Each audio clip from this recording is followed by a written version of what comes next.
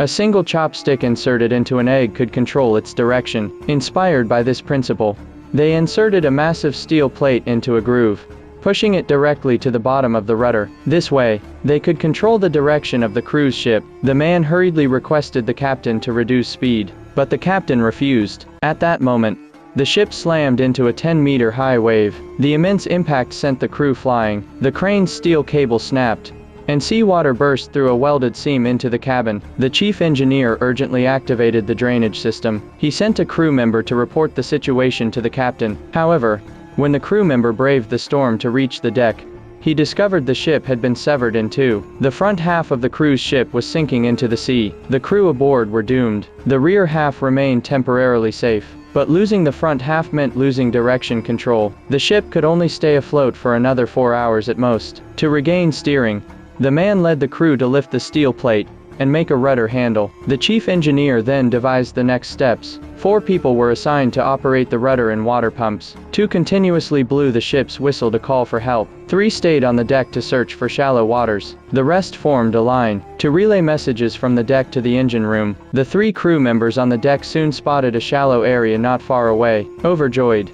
they quickly relayed the coordinates to the crew operating the rudder handle. Just as hope ignited among everyone, a sudden gust of wind and massive waves struck fiercely. The 3 crew members on deck were thrown over. The immense pressure scattered parts inside the cabin. The violent shaking caused the rudder handle to lose control. It knocked everyone over and slammed heavily into the ship's structure. A large amount of seawater gushed in instantly. Driven by the waves, they drifted farther from the shallow area. The ship's sinking accelerated. In desperation, the chief engineer noticed the iron chains above. Risking being thrown off, he planned to use the power of the waves to push the ship toward the shallow waters.